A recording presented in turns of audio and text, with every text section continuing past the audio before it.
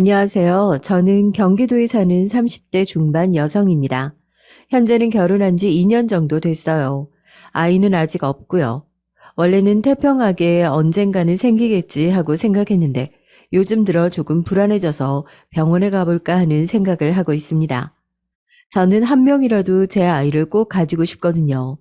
저는 제 남편을 아주 많이 사랑합니다. 그래서 남편을 닮은 아이를 꼭 낳고 싶고 말이죠. 제가 남편을 이렇게 사랑하게 된 데는 다 그럴 만한 이유가 있기는 해요. 남편은 정말 좋은 사람이거든요. 제가 먼저 반해서 쫓아다녔고 제가 청혼했습니다. 이 남자 아니면 안 되겠다고 생각했었거든요. 남편은 제가 자주 가는 카페에 일을 하던 아르바이트생이었습니다. 외모도 외모였지만 손님들을 대할 때도 배려와 다정함이 늘 묻어나오는 사람이었어요. 그래서 먼저 연락처를 물어봤었습니다. 만나는 내내 너무 좋았어요. 많이 사랑했습니다. 이 남자 아니면 안 되겠다고 생각했어요. 하지만 남자친구는 그런 저를 조금 부담스러워 했어요. 특히 조건에서 차이가 많이 났는데 그 부분을 유독 부담스러워 했습니다. 우리 집은 가난하고 난 고졸이야. 우리가 사랑하는데 그게 무슨 상관이야. 결혼은 현실이고 어쨌든 집안끼리 만나는 건데 신경을 안 쓸 수가 없지. 내가 괜찮다니까? 내가 괜찮지 않아서 그래. 처음에는 그런 이유로 청혼을 거절당했었어요. 하지만 저는 굴하지 않았습니다. 저에게는 남편이 아니면 안 됐었거든요. 나랑 헤어지자는 거야? 그 얘기가 아니잖아. 결혼하지 않겠다는 건 결국은 언젠간 헤어지겠다는 말이잖아. 난 오빠랑 헤어지기 정말 죽기보다 싫은데 나를 그만큼 사랑하지 않는 거야?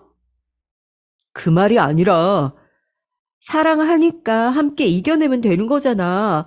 혹시나 반대해도 좋지 않은 소리 듣게 되더라도 나를 위해서 감수해주면 안 돼?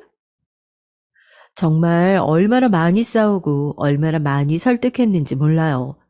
그렇게 저희 두 사람은 결혼하기로 했습니다.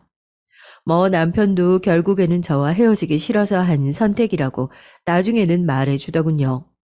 그렇게 결혼하기로 하게 되어서 그랬는지 몰라도 저는 기본적으로 남자친구가 집안이 차이가 나거나 하는 문제로 나쁜 말을 듣지 않게 하려면 굉장히 많이 노력한 것 같아요.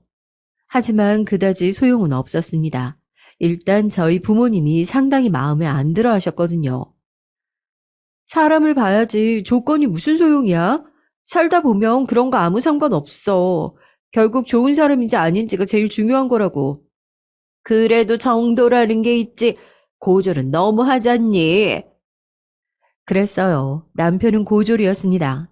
공부를 못하지는 않았지만 그렇게 잘하지도 못했고 집안이 굉장히 가난했기 때문에 그럴 거면 차라리 가지 않는 쪽을 택했다고 하더군요. 그래서 남편은 고등학교를 졸업하자마자 바로 취업 전선에 뛰어들었어요. 저는 그런 남편을 지금도 존경하고 있습니다. 어린 나이에 철이 일찍 들어서 그런 선택을 서슴없이 했던 것에 대해선 지금도 마음이 아프고 말이죠. 하지만 우리 가족에게 남편의 그런 조건은 눈에 차지 않다 못해 용납될 수 없었던 조건이었어요. 저희 아버지는 의사세요. 어머니는 현재 교수시고요. 언니가 하나 있는데 언니도 의사였고 저는 엄마를 따라 그림을 전공해서 지금은 국내에 가장 크다는 갤러리에서 일을 하고 있고 말입니다. 겉으로 봤을 때는 굉장히 상류층인 집안이에요. 뭐 실제로도 그렇고 말이죠. 당연히 사위를 고르는 눈이 높아져 있을 수밖에 없었습니다. 게다가 형부는 의사였거든요. 저는 혼처도 당연히 의사 중에서 고르고 있으셨던 상황이었고요. 그런데 가난한 집 아들, 그것도 고졸인 남자를 데리고 와서 결혼하겠다고 하니 저희 부모님 입장에서는 반대를 하실 만하긴 했습니다. 그런 부모님 마음을 하나도 이해하지 못하는 건 아니었지만 저는 그래도 좋은 사람과 결혼하는 게 먼저라고 생각했어요. 그리고 제가 좋아하는 사람과 말이죠. 아무리 돈이 많고 조건이 차고 넘쳐도 사이가 좋지 않거나 서로 애정이 없으면 결혼 생활 내내 얼마나 지옥 같은 나날들을 보내겠어요. 저는 제 행복이 우선이었습니다. 결국은 내가 하는 결혼이잖아. 난 내가 행복한 게 먼저야. 그러니까 난 이 결혼 할 거야. 오빠 아니면 절대 안 해. 자식 이기는 부모 없다는 말 있잖아요. 저희 부모님도 다행히 그러셨습니다. 딸이 그 남자 아니면 결혼도 하지 않고 평생 혼자 늙어 죽을 거라는데 뭐 어쩔 수 있나요? 그리고 다행히 남편을 몇 번 만나본 아빠가 남편을 마음에 들어 하셨습니다. 애가 왜 좋아하는지는 알겠더구나. 사람이 참 좋아. 물론 엄마는 그보다 조금 더 오래 반대하긴 하셨지만 그래도 끝내는 허락하셨어요. 물론 그 사이에 저와 남편은 마음고생을 좀 했지만 말입니다. 반대로 남편의 집안에서는 저를 아주 반겨주셨어요. 뭐 이런 얘기를 하면 너 같은 조건을 가진 며느리가 들어오는 건데 그건 당연한 거 아니냐고 하시겠지만 그렇게 반겨주시는 것 그 이상이었습니다. 시댁 어르신들은 굉장히 좋으신 분들이셨거든요. 부모님이 그렇게 좋으신 분들이시니 남편도 그렇게 잘 자랐구나 했던 것 같습니다. 저는 시댁에서 정말 좋은 대접을 받으며 지냈어요. 아이고, 밖에서 일도 하는 애가 뭘 시집까지 와서 설거지를 한다고 그래. 가만히 앉아서 받아먹기만 하는데요. 원래 그러는 거다. 여기 올 때는 그냥 쉬러 왔다고 생각하고 쉬기만 하다가. 알았지? 반면 우리 집에서 남편을 대하는 건 달랐습니다. 뭐 이것도 친구들은 당연히 그럴 만하다고는 했지만 그래도 저로서는 속이 상하긴 했어요. 박서방은 이럴 때 와서 좀 도와주면 안 돼? 안 오고 싶어서 그런 것도 아니고 일이 있는데 그걸 어떻게 빼? 뭐 대단한 일 한다고. 엄마, 그래야 알았다. 하여간 친한 편이라고 어지간히 싸고 놀지. 기본적으로 남편을 무시하는 마음가짐을 다들 가지고 있었습니다. 남편은 남편 나름대로 지금 하는 일에 자부심을 느끼고 살아왔는데 저희 친정 식구들은 매번 그 일이 뭐 그리 대단한 일이냐고 무시했고 또 그만두고 다른 소개해준 다른 곳에 가보라는도 그런 말을 밥 먹듯이 했으니까요. 남편은 주방에서 요리를 했어요. 남편이 다니는 식당이 나름 맛집으로 유명한 한식당이라 정말 바빴죠. 게다가 그곳에서는 나름대로 인정도 받으며 일을 하는 사람이었고요. 자기 일에 만족하고 자부심을 느끼고 하는 사람을 그렇게 얘기하는 게 너무 싫어서 하루는 엄마에게 화를 낸 적도 있습니다. 그게 제일 천박한 거야. 직업에 사람의 급이 있다고 생각하고 사람 함부로 판단하고 중요한 일이네, 아니네 하는 거. 엄마가 뭔데 그 사람이 하는 일을 안 중요하다고 해? 학생들 가르친다는 사람이 그런 생각을 하고 또 말로 뱉어도 되는 거냐고. 야, 나는 그게 아니라 누군가에게는 상처가 될 수도 있는 말을 배려 없이 그렇게 막 뱉는 엄마보다 훨씬 좋은 사람이야. 언제나 남을 먼저 생각하고 배려하는 사람. 엄마는 그날 불같이 화를 내는 제 모습을 보고 놀라셨고 결국은 사과하긴 했습니다. 그리고 그 이후로는 속으로 어떻게 생각하는지 몰라도 제 앞에서는 그런 말을 하거나 남편을 무시하는 듯한 행동을 하는 걸 자제하긴 했어요. 뭐 물론 그런데도 은연중에 한 번씩 툭툭 튀어나오는 게 있었지만 그럴 때면 적어도 제 눈치를 보기는 했습니다. 오히려 그런 저를 말린 건 남편이었어요. 어머니한테 너무 그러지 마. 그래도 한참 어른이신데. 당신은 화도 안 나? 어머니로서는 잘난 딸이 딸보다 못한 조건의 남자랑 결혼을 했으니 우리 딸이 아깝고 내가 마음에 안 차는 게 당연한 거야. 그건 다 당신을 너무 사랑해서 그런 거니까. 장모님한테 심하게 말하고 그러면 안 돼. 나중에 다 후회한다. 그런 식으로 말하는 남편이 답답했던 적도 있어요. 저렇게 착해서 늘 손해만 보고 싫은 소리 듣고도 웃고 있는 그 모습이 말이죠. 하지만 그래서 남편을 좋아한 거긴 합니다. 사람이 그렇게 좋아서 말이죠. 특히 제가 더 친정 식구들에게 정이 떨어졌던 건 시댁 식구들과 너무 비교되는 모습에 계속해서 봐와서였는지도 몰라요. 뭐 그나마 아빠가 조금 덜하긴 하셨지만 그래도 제 눈에는 보였습니다. 아빠도 은연중에 남편을 무시하는 기조가 깔려 있다는 사실을 말이죠. 너네 부모님은 평생 그렇게 잘 사는 사람, 공부 많이 한 사람들만 보고 그런 사람들과만 어울려 오신 분들이야. 평생을 그렇게 사신 분들 태도를 바꾸는 건 쉬운 거 아니고 너희 둘이 사는 건데 그런 부분은 포기해. 그래도 남편이 그런 대접받는 걸 못 보겠는걸? 최대한 마주치지 않으려고 노력하는 수밖에 없지 뭐. 그리고 네가 매번 그렇게 부모님한테 들이받으면 너희 남편이 더 불편해진다. 그걸 원하는 건 아니잖아. 친구의 그 말에 그냥 받아들이고 최대한 마주치는 일을 적게 하자고 결론 냈습니다. 다른 것보다도 남편을 불편하게 만들고 싶진 않았거든요. 제가 난리를 치면 남편이 중간에서 굉장히 불편해하는 게 보이기도 했고 말이죠. 그래서 그 이후로 형부가 남편을 은근히 무시하는 행동이나 말들을 해도 꾹 참았습니다.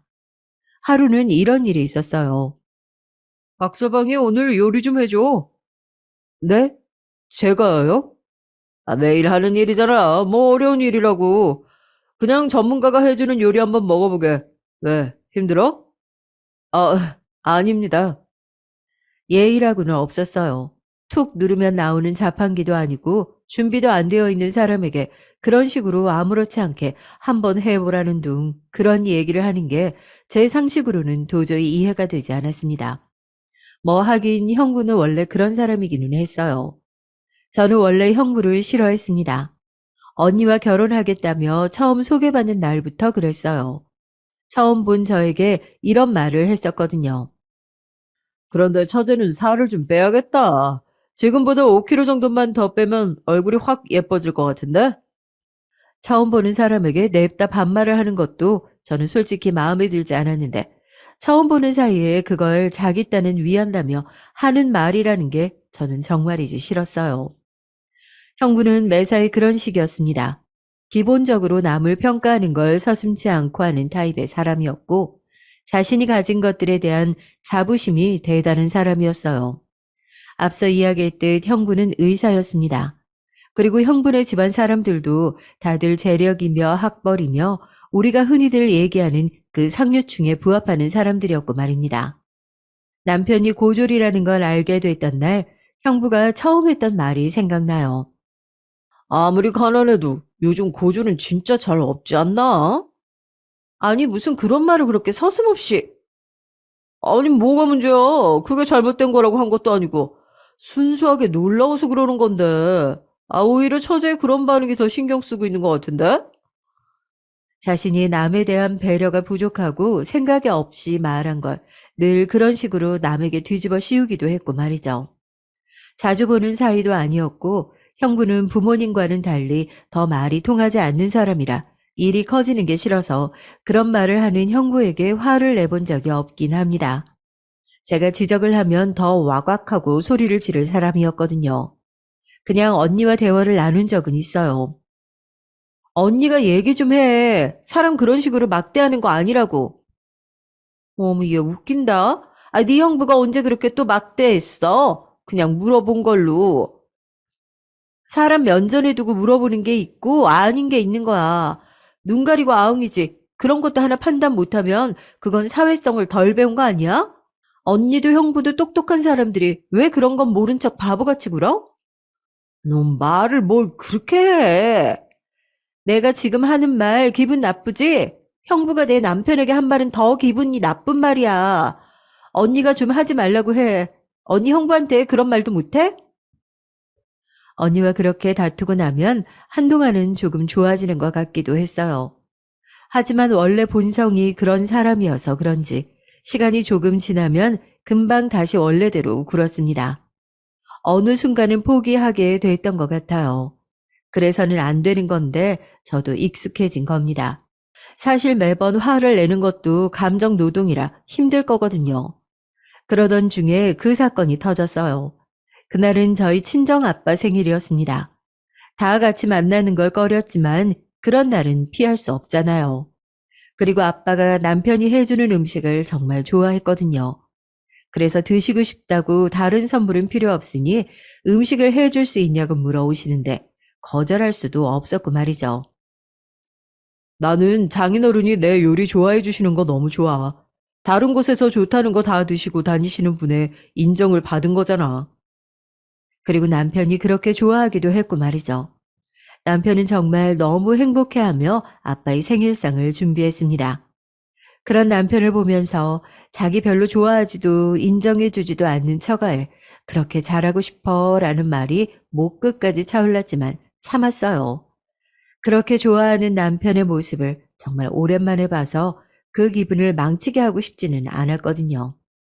최고의 재료를 준비해야 한다며 새벽 시장까지 가서 재료를 사오고 며칠 전부터 어떻게 음식을 할지 동선을 다 짜고 남편은 정말 열심이었습니다. 아마도 아버지에게 인정받았다는 생각 때문에 들떠서 더 그랬던 것 같아요.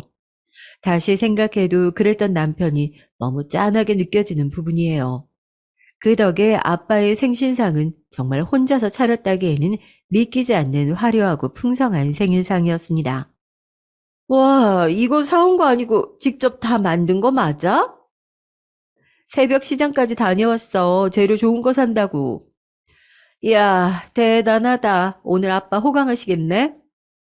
언니뿐만 아니라 가만히 보고 있던 엄마도 한마디 거들었습니다. 박서방이 고생 많았겠네. 이렇게까지 하지 않아도 되는데 괜히 얘기했나 싶다. 엄마는 입이 떡 벌어져서 그렇게 얘기했습니다. 남편이 입이 귀에 걸려 있는 게 보였어요.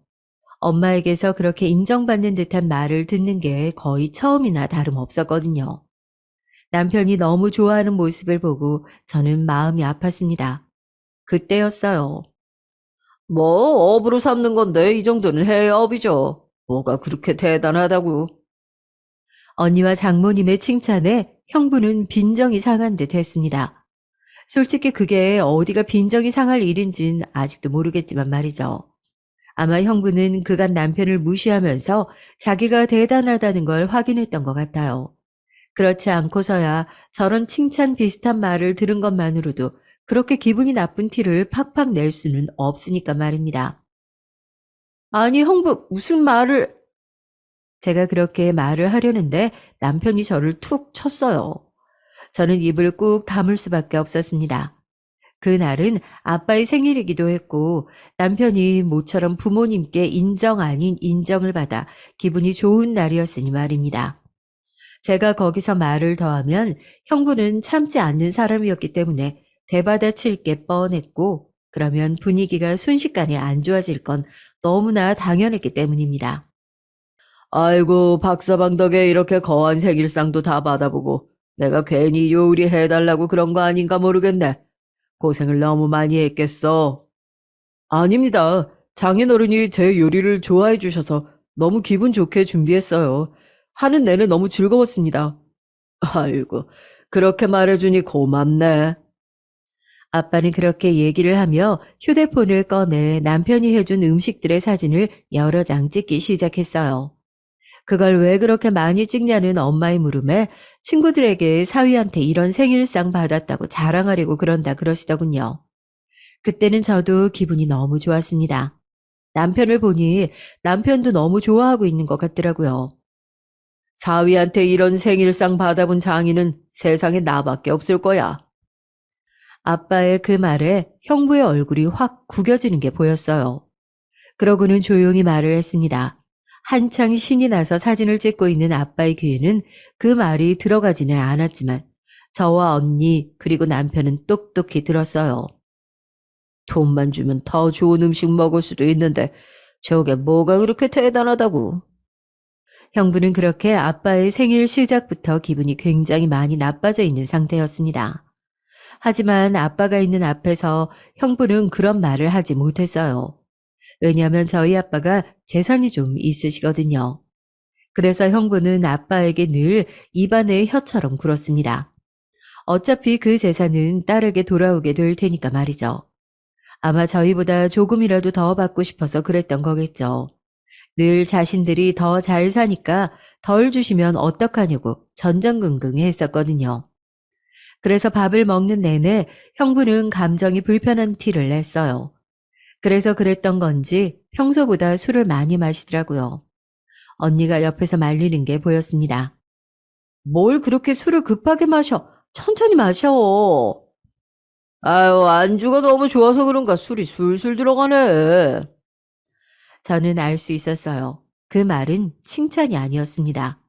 분명히 비꼬는 듯한 말투였어요. 저는 인상이 확 구겨졌습니다. 하지만 남편이 조용히 제 팔을 잡고는 고개를 젓더라고요. 아무 말도 하지 말라는 듯 말이죠. 그리고 아빠를 봤습니다. 아빠는 상당히 기분이 좋아 보였어요. 그래서 또 다시 입을 다물 수밖에 없었습니다. 그리고 언니도 형부가 지금 기분이 나쁘고 그 말이 오로지 칭찬하기 위한 말이 아니라는 걸 알았는지 불편한 얼굴로 자꾸 형부를 바라보더군요. 형부에게 계속해서 술을 그만 마시라는 얘기를 했지만 형부는 그 말을 듣지 않았어요. 그리고 결국 우려하던 일이 발생하고야 말았습니다. 어이, 박서방. 그 말투 자체가 굉장히 띠꺼웠기 때문에 가족들 모두 형부를 걱정스러운 눈으로 바라봤어요. 특히 언니가 형부 어깨를 꾹 잡고서는 말했습니다. 당신 많이 취했어. 집에 가자. 아이고 놔. 나 안 취했어. 취했어. 집에 가기 싫으면 작은 방 들어가서 한숨 자든가. 안 취했다니까. 왜 자꾸 사람을 취한 사람 취급해? 기분 나쁘게. 언니가 인상을 팍 썼어요. 기본적으로 언니도 형부의 편을 드는 게 대부분이긴 했지만 이런 식으로 너무 많이 선을 넘는 건 싫어했거든요. 언니는 자기 체면이 깎이는 걸 싫어하는 사람이었고 형부가 밖에서 그런 식으로 행동하는 건 자신의 체면이 깎이는 일이라고 생각했으니까 말입니다. 하지만 형부는 그런 언니의 만류에도 굴하지 않았어요. 조금 굴했으면 좋았을 텐데 말이죠. 본격적으로 남편을 비꼬기 시작했습니다. 난 정말 박서방 같은 사람이 너무 부러워. 별거 아닌 일로 이렇게 대단하고 좋아해주는 사람들이 있잖아? 어? 누구는 쎄 빠지게 일해서 용돈을 수백을 들여도 그런 웃는 얼굴 한 번 못 보고 그저 고맙네가 끝인데. 이번에는 엄마가 말렸습니다. 아니 오서방 그게 아니고 그게 아니기는 뭐가 아니에요. 어? 오늘 저 많이 섭섭해요. 어? 장모님도 장인어른도 그동안 학벌도 집안도 가진 것도 별로 없다고 무시하실 때는 또 언제고. 어? 기껏해야 이런 상 몇 번 받았다고 마음이 그렇게 쏙 돌변해서는. 이번에는 아빠가 헛기침을 하셨어요. 오서방. 하지만 형부는 끝내지 않았습니다. 에? 박서방, 말을 좀 해봐. 이게 뭐가 그렇게 대단한 거라고 유세를 떨어? 돈 주고 사람 사서 출장 뷔페 시키면 이거보다 더 화려하고 맛있는 음식 먹을 수 있는데, 안 그래? 어? 아, 말을 보라니까. 정말로 한 대 쥐어받고 싶을 정도로 얄미운 얼굴과 말투로 그렇게 얘기를 하더군요. 언니가 꾹 참는 듯 주먹을 쥐는 게 보였습니다. 그리고 엄마도 한숨을 쉬었고 말이죠. 남편은 그냥 아무 표정 없는 얼굴로 가만히 듣고만 있었어요. 아마 형부는 남편의 동요 없는 그 모습에 더더욱 화가 났을 겁니다. 그래서 말이 점점 더 과해졌을 거라고요. 형부는 부잣집에서 태어나 평생을 싫은 소리 한번 들어보지 않고 어화둥둥 자란 사람이었습니다. 모두 자신에게 칭찬만 했고 어디를 가나 본인이 제일 잘난 그런 사람이었죠. 당연히 그동안은 저희 집안 식구들이 남편을 무시하는 게 자기 눈에도 보였을 테니 사위 둘 중에 자신이 더 인정받고 사랑받고 있다고 여겼을 텐데 그 관심이 남편에게 조금이라도 오는 게 자존심이 상했을 겁니다. 형부의 성격에 감히 너 따위가라는 생각을 무조건 했을 거예요. 그건 너무 뻔하긴 합니다. 하지만 그 어떤 이유로라도 조금도 형부를 이해해주고 싶진 않았어요. 그건 형부가 혼자 해결해야 하는 감정적인 거고, 그걸 다른 사람들이 이해해줘야 할 의무는 당연히 없으니까요. 나도 그냥 요리나 할 걸, 어? 괜히 힘들게 공부해서 힘들게 의사 되면 뭐하나, 어? 이렇게 처가에서 대접도 못 받고, 아, 우리가 언제 자기를 대접 안 해줬다고 이래? 겨우 그 한 번을 못 봐서 그 꼴을 보이는 게 너무 한심하고 어이가 없어서 정말 웃음만 나오더군요. 지금 봐봐, 어? 나보다 박서방이 더 귀한 사위잖아. 더 귀하고 덜 귀한 게 어딨나? 다 귀한 사위인 거지. 그게 문제라고요. 형부는 소리를 버럭 질렀습니다. 순간 모두가 놀랐어요. 어떻게 박서방이랑 내가 같아요? 네? 다 같이 귀한 사위 어떻게 같을 수가 있냐고요. 나는 의사인데 우리 집안이 어떤 집안인데? 형부는 마침내 본심을 드러냈습니다. 결국 그거였어요. 자기는 우리 남편보다 더 귀한 대접을 받아야 하는 사람인데 그렇지 않아서 화가 났던 거죠. 그동안 노골적으로 차별을 해온 것도 뭐 예상은 했지만 그런 마음에서 한 게 맞았고 말입니다. 가만히 지켜보던 아빠가 결국 입을 열었습니다. 그거 참 오서방 그만 못하겠는가? 지금 술에 취해서 이게 뭐 하는 짓이야?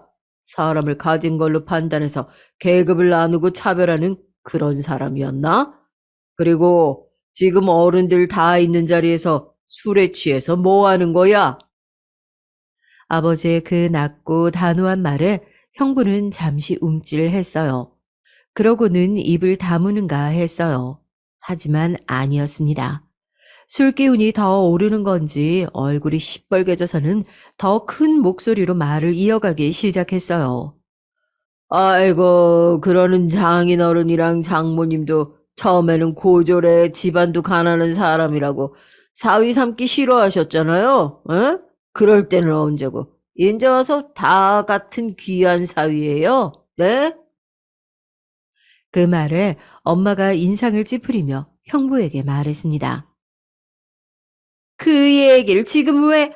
그리고 딸 가진 부모 입장에서야 딸을 더 좋은 조건의 남자에게 시집 보내고 싶으니 그랬던 거고. 결국 이렇게 다 잘 지내면 좋은 거지. 그게 뭐라고 이렇게 큰 소리를 냈나? 당신 진짜 그만해. 나 진짜 화낸다.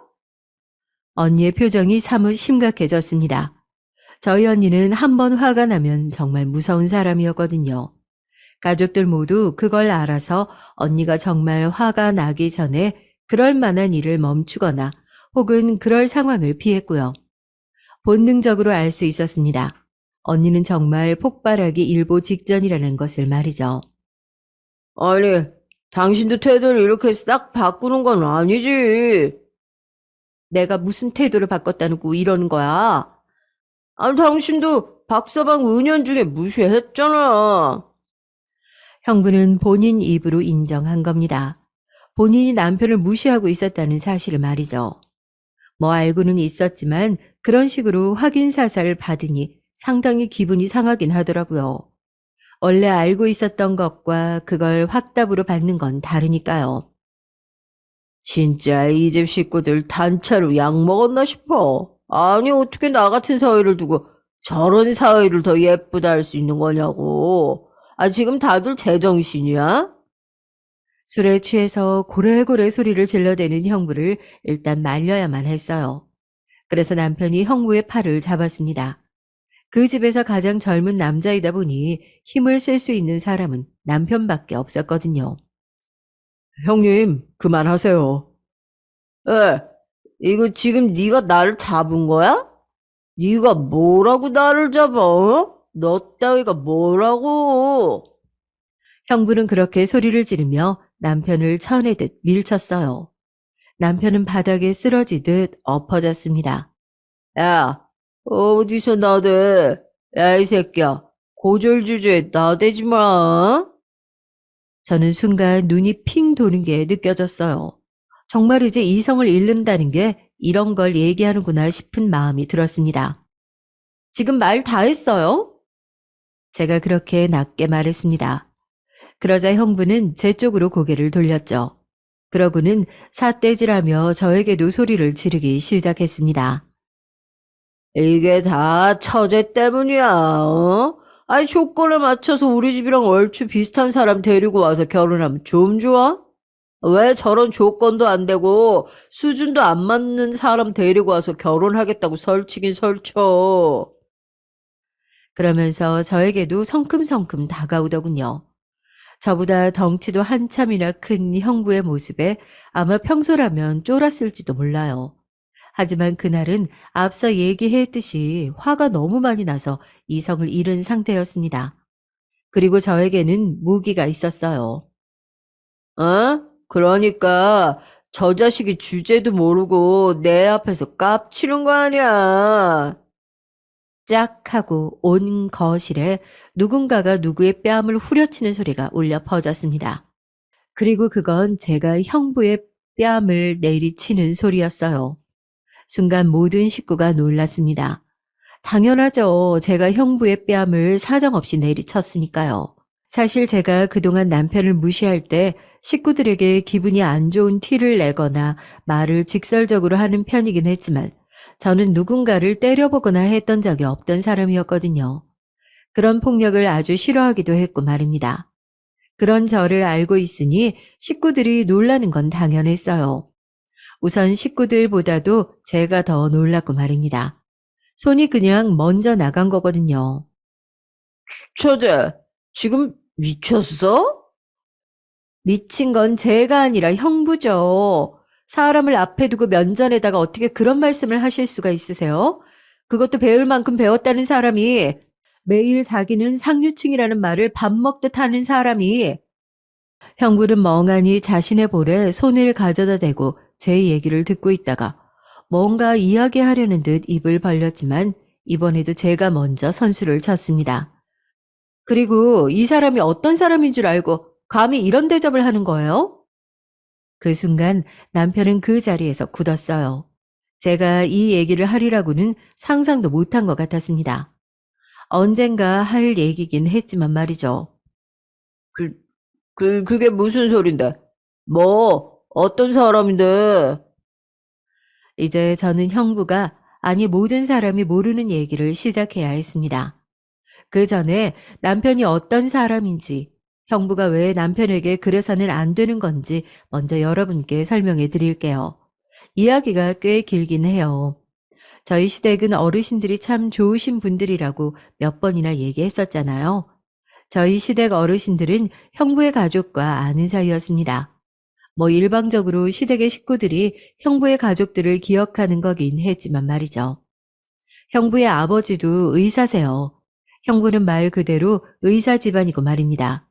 그리고 형부의 아버지는 꽤 유명한 의사십니다.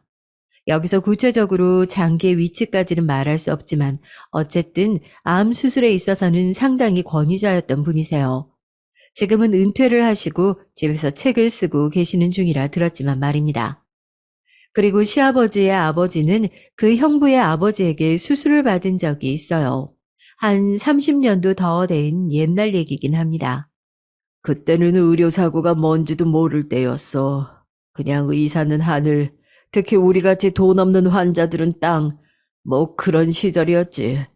지금도 그다지 바뀐 것 같지는 않지만 말이다. 뭐 시아버지의 말씀이 다 맞는 말이긴 했어요. 30여 년이 지난 지금도 사람들은 가지고 있는 것이나 자신의 직업으로 계급을 나누려 드니까 말이죠. 마치 조금 전까지 저희 형부처럼 말입니다. 모두 의료사고라고 했다.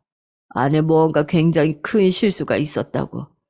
당시 집도이였던 분이 큰일 나게 될 수도 있다는 말을 지나가다 들었었어. 그리고 그날 그 수술대 위에서 돌아가신 분은 내 아버지셨고 말이다. 그때 당시에 시아버지는 어떻게 대처해야 할지 하나도 모르셨다고 하더군요. 당연히 그러셨겠죠. 지금도 그냥 일반인은 의료사고에 접근하려면 굉장히 힘들다고 알고 있는데 그 시절에는 오죽했겠냐고요. 하지만 그런데도 시아버지는 아주 오랫동안 진실을 밝히기 위한 싸움을 해오셨다고 들었습니다. 그 시절에는 거의 아무도 하지 않았던 1인 시위 같은 것도 병원 앞에서 하시고 병원을 들어오는 환자에게 이 병원에서 무슨 일이 있었는지 쓴 전단지 같은 것들을 나눠주기도 하고 말이죠. 밥 먹듯이 경찰에 불려갔었고 시아버지는 씁쓸하게 웃으시며 말씀하셨습니다. 보는 제가 찡해질 만큼 슬픈 얼굴로 말이죠. 억울함 다 풀어드리겠다고 그렇게 맹세를 했는데 결국은 그 약속을 아직도 지키지 못했어. 그 사람들은 여전히 잘 살겠지. 우리 아버지를 그렇게 만들었던 과거는 싹 다 잊은 채로 말이다. 난 아직도 그 생각만 하면 단전에서부터 불길이 확 끓어올라서 잠을 잘 수도 먹을 수도 없는데. 그 얘기를 처음 들었던 날 시아버지에게서 보았던 분노와 슬픔은 정말 깊어 보였습니다.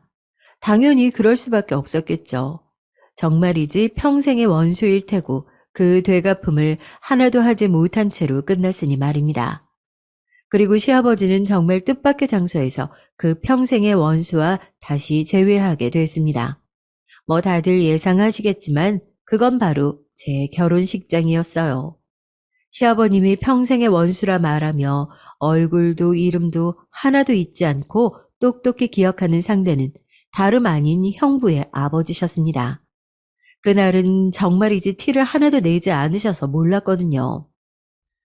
나를 알아볼까? 아니면 몰라볼까? 그게 그냥 궁금하더구나. 그래서 인사를 했어. 네 시아버지라고 말이다. 그리고 모두가 예상하시겠지만 형부의 아버지는 시아버지를 알아보지 못했습니다. 거기서 어떤 절망 같은 걸 느꼈어. 나는 이렇게 평생 잊지 못하고 기억하고 아파하고 또 죄스러워하며 마음에 돌을 얹고 살아가고 있는데 그 사람들은 내 얼굴도 이름도 아무것도 기억하지 못하고 그렇게 웃고 그렇게 행복해하는 모습을 보니 말이다. 그래서 한동안은 술을 많이 마셨었지. 남편에게도 들은 적이 있습니다. 저희 결혼하자마자 시아버지가 술이 드셨다는 얘기 말이죠. 원래 그렇게 술을 마시는 분이 아닌데 자식 보내서 마음이 허하신가 하는 말을 남편이 농담으로 지나가듯 얘기했던 기억이 납니다. 하지만 그게 저 이유였던 거예요. 남편은 본인도 몰랐다고 하더군요. 어느 날 시아버지가 조용히 자신에게만 말해줬다면서 말이죠. 사실 남편도 술을 마시고 주정 아닌 주정을 하다가 저에게 들킨 거긴 합니다. 제가 닥달해서 모든 얘기를 다 들을 수 있었던 거고요. 그래서 저도 알고 있기는 했습니다. 하지만 시아버지와 남편이 이 사실을 알리는 것을 매우 반기지 않으셨어요. 생각이 많으신 듯 보였습니다. 그래도 사돈인데 이런 얘기를 함부로 할 수는 없지 않니? 그래도 아버님 평생의 원수인데요. 아무것도 모르는 다른 가족분들은 잘못이 없지 않니? 그냥 과거의 악연일 뿐인데. 시아버지는 저를 위해서 그 엄청난 과거를 묻으려 하셨습니다. 저는 그런 생각을 하신다는 거에도 놀랐지만 그런 생각을 하실 수 있다는 거에도 놀랐던 것 같아요. 어떻게 사람이 저럴 수 있지 하면서 말이죠. 용서를 할 수 없는 일이잖아요. 그냥 지금처럼 모르는 사람이라고 생각하며 살면 괜찮지 않을까? 아이, 그날 그 결혼식장에서 보기 전까지 그랬던 것처럼 말이다. 하지만 이미 그렇지 않게 알게 돼버렸잖아요. 우리만 입을 다물면 되는 일이다. 너를 그리고 내 아들을 곤란하게 만들고 싶지 않다. 저와 남편은 저희를 위해 그런 결정을 하실 필요가 전혀 없다고 시아버지를 몇 번이나 설득했지만 시아버지는 완강하게 거부를 하셨습니다. 말하지 말라고 말이죠. 하지만 저와 남편의 생각은 달랐습니다. 언젠가 아버님의 저 억울함과 한을 풀어드려야 하지 않을까? 그치. 그렇지 않고서는 아버지의 한이 곧 내 한이 될 테니까. 하고 말이죠. 그래서 저희 부부는 말 그대로 이 사실을 언제 어느 때 효과적으로 써먹을 수 있을지 고민하고 있던 찰나였습니다. 그러던 와중에 형부가 남편을 밀치며 막말을 하는 이런 사태가 발생하게 된 거고 말이죠. 다시 그 순간을 얘기하자면 대체 무슨 사람인데? 뭔데? 형부는 그렇게 얘기하며 저에게 위협하듯 다가왔습니다. 그리고 엄마, 아빠, 언니까지 모두 제 입에서 나올 말을 기다리고 있었어요. 저는 천천히 입을 뗐습니다. 그리고 한 자씩 누르듯 또박또박 말을 이어나갔어요. 형부 아버지가 저희 남편 할아버지를 죽이신 분이시거든요. 제 입에서 그 말이 나간 뒤 모두가 그 자리에서 정지했어요. 말 그대로 굳었습니다. 그리고 잠시 뒤 그게 무슨 소리냐고 가장 먼저 물어온 건 다름 아닌 언니였어요. 그게 무슨 말이야? 제부 할아버지를 우리 아버님이 죽이다니.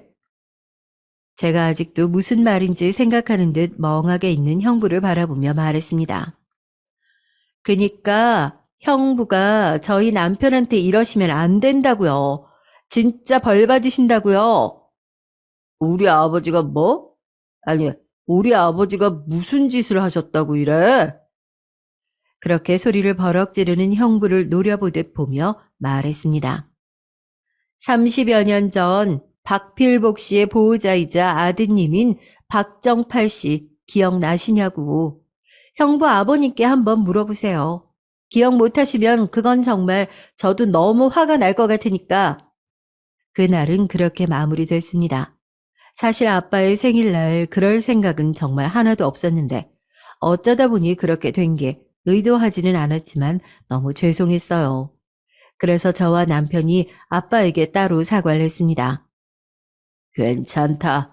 뭐 생일이 오래만 있는 것도 아니고. 아빠는 너무나 다행히도 그렇게 얘기해 주셨지만 말입니다. 그래도 저희 마음이 불편한 건 어쩔 수 없는 문제이긴 했어요. 그 이후 언니가 저를 한번 찾아온 적이 있습니다. 그리고는 다짜고짜 묻더라고요. 의료사고였지? 라고 말이죠. 제가 고개를 끄덕이며 답했습니다. 맞다고요. 언니는 생각이 많아 보이는 얼굴이더군요. 네 말 듣고 좀 찾아보니까 바로 나오더라. 그때도 이건 의사 과실이라고 그쪽에서는 나름 유명했던 수술이었나 보더라고. 당시에는 그렇게 말 나오는 경우가 잘 없는데 그런 말이 돌 정도면 정말로 의사 과실이 너무 큰 수술이었을 거라고. 언니는 그렇게 얘기하며 어딘가 절망적인 표정을 짓더군요. 그리고 계속해서 말을 이어나갔습니다. 그리고 너희 시아버지 되시는 분 기억하시는 분들이 있으시더라. 너희 시아버님 성함 얘기하니까 바로 아시는 병원 관계자분 얘기를 들었어. 그때 병원에서 1인 쉬하실 때 도와드리지 못해서 너무 죄송하다고. 언니는 여기저기 많이 물어보고 다닌 것 같더라고요. 뭐 그게 언니의 성격이기는 했습니다. 궁금한 게 있으면 그리고 자신의 안에서 뭔가 걸리는 게 있으면 끝까지 파고드는 성격 말입니다. 그래서 공부도 잘했던 거였고요. 그 성격이 이 일에도 적용이 된 것 같았어요. 니네 형부한테 다 얘기했더니 처음에는 버럭 성질부터 내더라고. 아버지가 그럴 리 없다고. 얼마나 실력과 명망을 갖추신 분인데 그럴 리 없다고. 그래서 내가 직접 여쭤본다니까 그제야 자기가 물어보겠다고 했어. 그러고는 형부에게서 들은 말이 굉장히 충격적이라고 했습니다. 형부는 정말 대수롭지 않은 얼굴로 대수롭지 않은 듯 이렇게 말했다고 하더군요. 아, 그거 아버지도 기억은 어렴풋이 나시는데 의료사고 같은 건 하나도 없었다던데? 그때 어디서 병원 직원들이 다른 얘기하는 걸 보호자가 잘못 듣고 와서는 병원 잘못이라고 난리를 치는 바람에 기억하는 사람이 많을 거라고. 아니, 박서방의 그 말도 안 되는 주제 넘음이 다 아버지한테 배운 거구나 싶더라니까. 언니는 경악했다고 합니다. 이미 언니는 언니 나름대로 그 사건에 대해 파고들어서 알 만큼은 아는 상태였거든요. 그리고 언니 나름대로 다 결론을 지은 상태였고요. 언니가 내린 결론은 당연히 언니의 시아버지가 잘못한 게 맞다는 결론이었어요. 그런데 그렇게 뻔뻔하게 나오니 당황할 수밖에요. 그래서 언니가 말했대요. 내가 아버님께 다시 물어볼게. 언니의 그 말에 형부는 정말 불같이 화를 냈다고 하더군요. 지금 당신 동생이랑 박서방 말만 믿고 내 아버지, 당신 시아버지를 의심하는 거야? 아, 어떻게 그럴 수가 있어? 하고 말이죠. 마치 도둑이 제발 저린 것처럼요. 언니는 형부에게 굉장히 크게 실망을 했습니다. 뭐 형부가 대단히 좋은 사람이라고는 생각하지 않았지만 그 정도로 비양심적인 사람인지는 몰랐다고 말이죠. 그리고 세월이 많이 흘러서 이제는 처벌할 수도 없고 가해자의 진심 어린 사과만 받으면 된다고 하는 피해자들 탓을 한 거나 다름없잖아요. 언니와 형부는 그날 이후로 싸움이 굉장히 잦아졌다고 합니다. 시작은 언제나 늘 그 문제였고요. 언니는 그렇게 형부와 큰 마찰이 생기면서 형부에게 있는 정, 없는 정이 다 떨어진 것 같았어요. 어느 날 저에게 이렇게 얘기를 하더군요. 나 이혼할 거야. 라고 말이죠. 저는 굉장히 충격을 받기는 했습니다. 한 번도 그 일이 시작되고 언니와 형부가 이혼까지 하게 되리라고는 생각하지 못했었거든요. 당연하죠. 어떻게 보면 저희 일이었으니까요. 인간적으로 너무 실망했어. 저런 사람이랑 가정 계속 이루면서 살 수 있을 것 같지가 않아. 언니는 제가 생각한 것보다 훨씬 더 단호했습니다. 설득이 먹힐 것 같지도 않았고 말이죠. 언니는 그렇게 형부와 이혼했습니다. 합의 이혼이었어요. 처음에는 형부가 이혼하지 않겠다고 버텼지만 형부의 아버지 되시는 그분이 그냥 이혼하는 편이 좋을 것 같다고 하셨다더군요.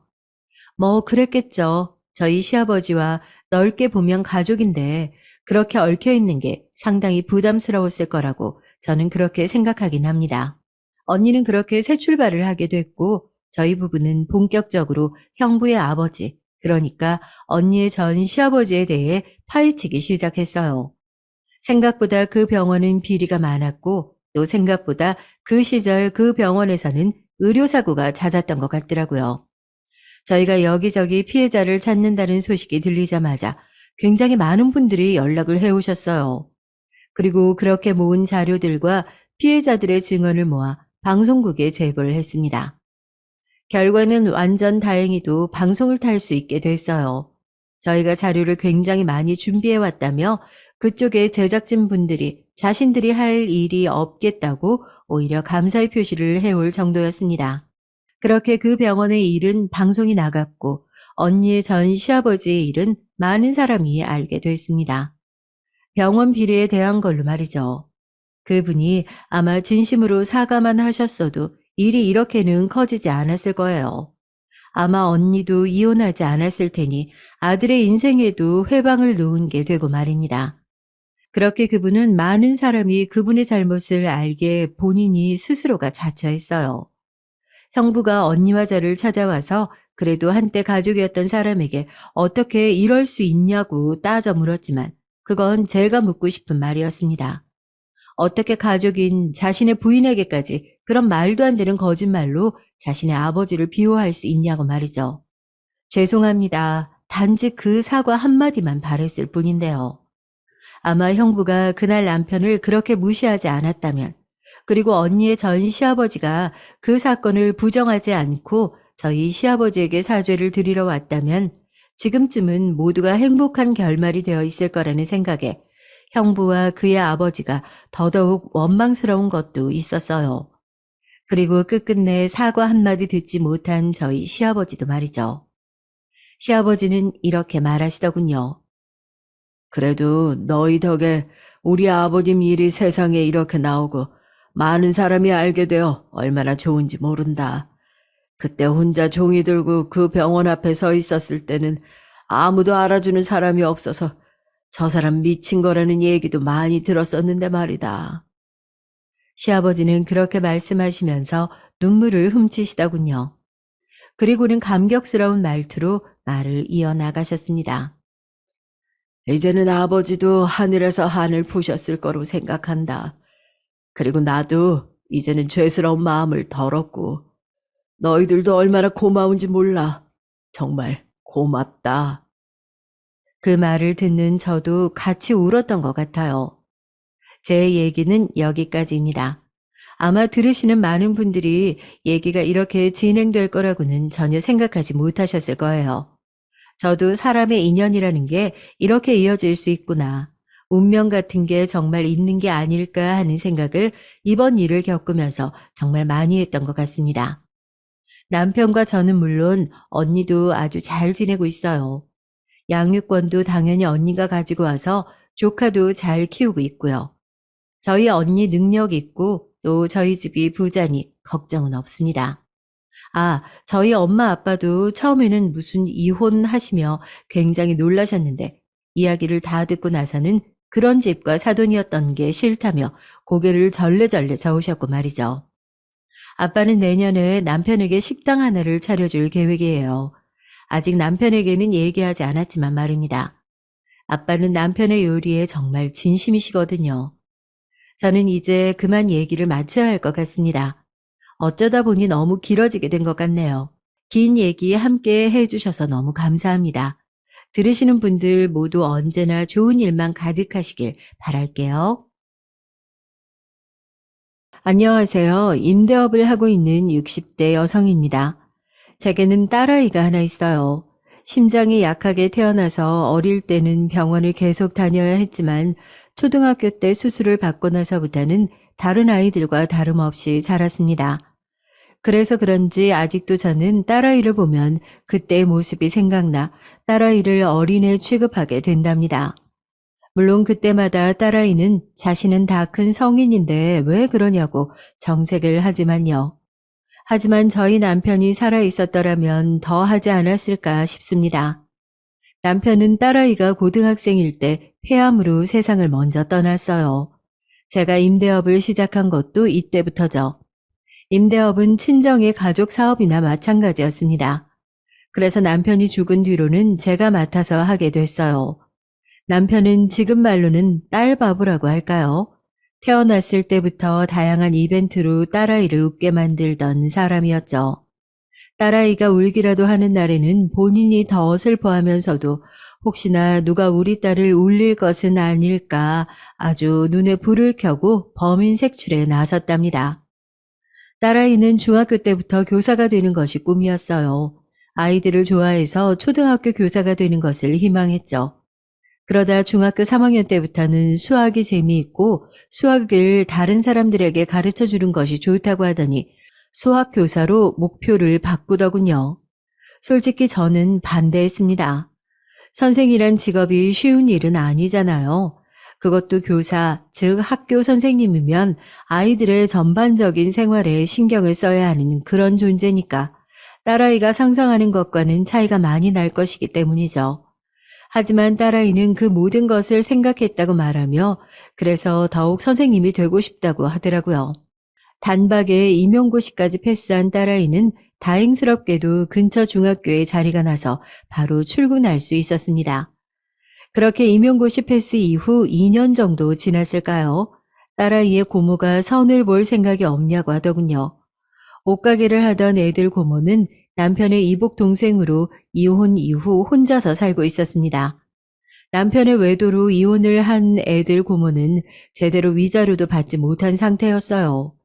그래서 한동안은 정말이지 사람이 이렇게까지 망가질 수 있나 싶을 정도로 술만 마시고 있었죠.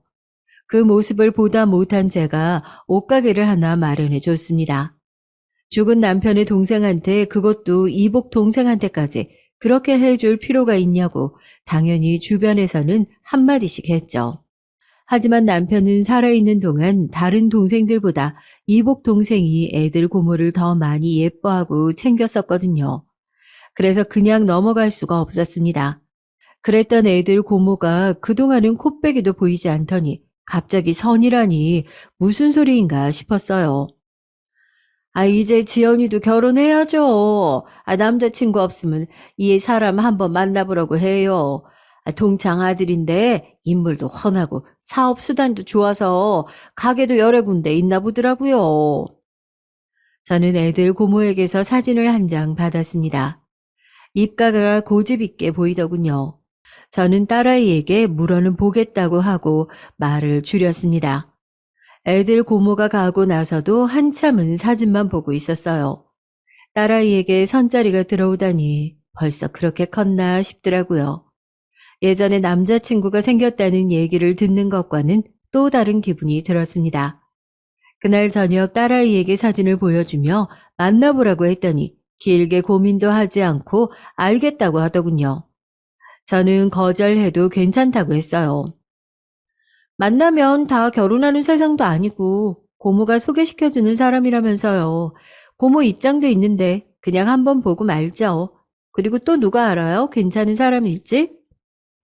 저는 딸아이의 미소에 크게 웃고는 이런 것도 다 경험이 될 테니 알겠다고 했죠. 애들 고모가 소개시켜준 남자는 보쌈 체인점을 포함해서 3개의 식당을 운영하는 사람이었어요. 고등학교를 졸업하고 바로 식당에 취직한 남자는 금방 부모님이 운영하던 가든을 팔고 보쌈 체인을 시작했다고 합니다. 딸아이가 그 남자와 선을 보는데 제가 괜히 긴장됐죠. 그날 집에 돌아온 딸아이는 상당히 말을 아끼더라고요. 첫 만남에 어떻게 사람을 알 수 있겠냐고 그냥 나쁘지 않다는 정도였죠. 그 뒤로도 두 사람은 몇 번 밥도 먹고 영화도 보면서 데이트를 하는 것 같았습니다. 그러던 어느 날 딸아이가 엄청 진지한 얼굴로 제게 물었어요. 엄마, 혹시 고모한테 철민 씨 무슨 일이 있는지 좀 물어봐 줄래요? 고모한테? 왜? 무슨 일 있대? 그저께만 해도 데이트 잘하고 들어왔더니만 갑자기 그게 무슨 말이야? 그러니까요. 절 집까지 데려다 주고 나서부터 아무런 소식이 없어요. 카톡도 안 보고 전화도 안 받고. 그래서 집에 무슨 일이라도 생겼나 하고 걱정이 돼서요. 저는 애들 고모에게 딸아이가 궁금해하는 부분을 물었습니다. 애들 고모는 엄청 당황하면서 집안 일이라서 자신도 잘 모른다고 얼버무리더라고요. 딸아이는 며칠을 그렇게 고민을 하는가 싶더니 그냥 자신이 마음에 들지 않았나 보다고 웃고 넘어가더라고요. 저는 좀 화가 났습니다. 아무리 그래도 그렇지 이렇게 연락을 뚝 끊어버리는 것은 예의가 아니라고 생각했거든요. 하지만 딸아이는 저와는 다르게 그냥 인연이 아니었다고 생각한다며 저더러 그냥 잊었으면 좋겠다고 했답니다.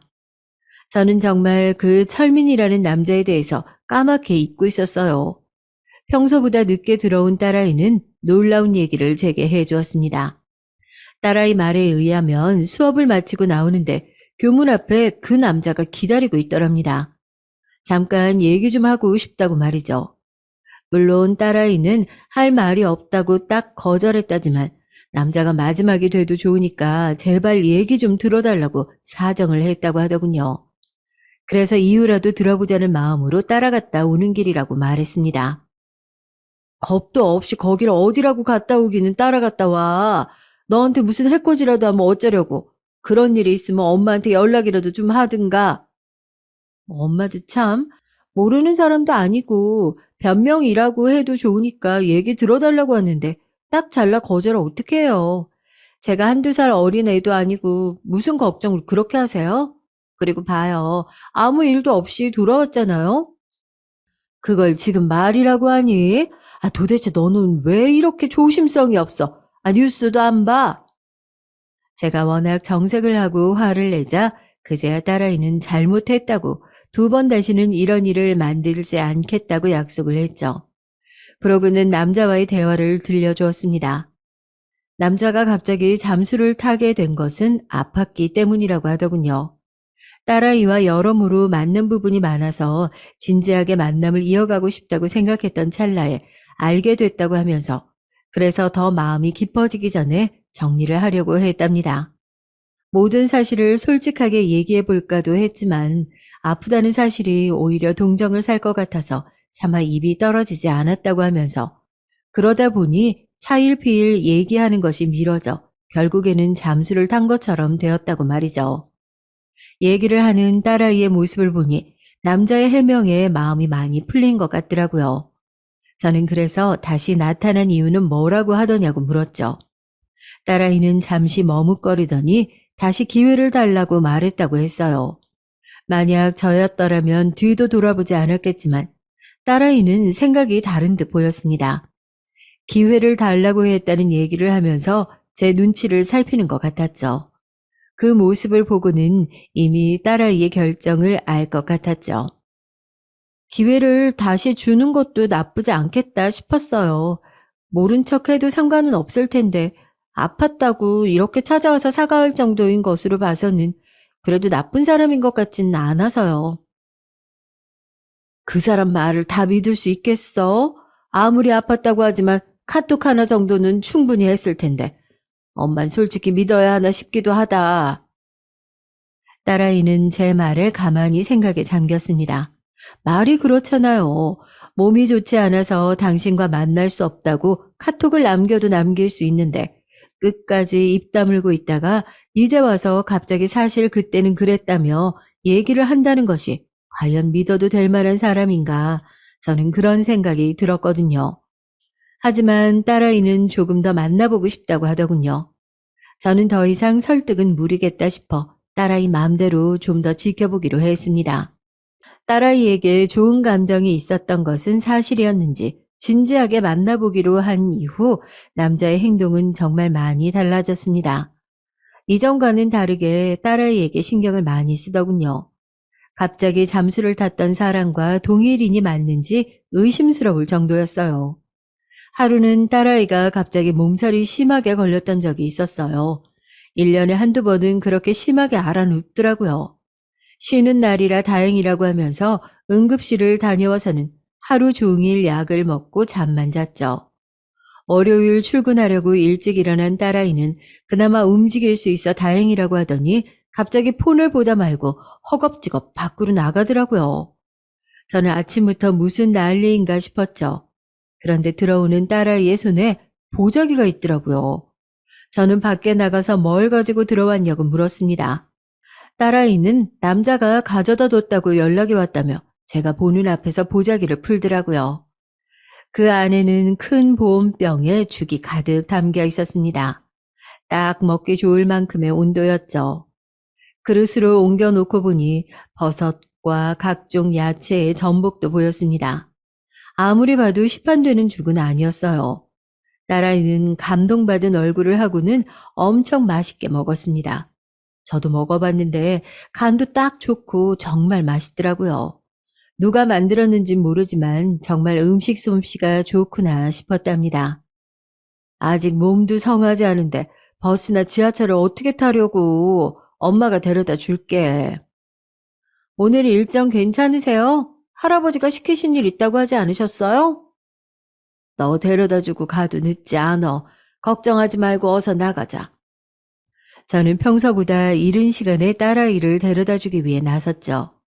그런데 집 앞에 못 보던 차가 있더라고요. 그러더니 저와 딸아이를 보고는 차에서 한 남자가 내렸어요.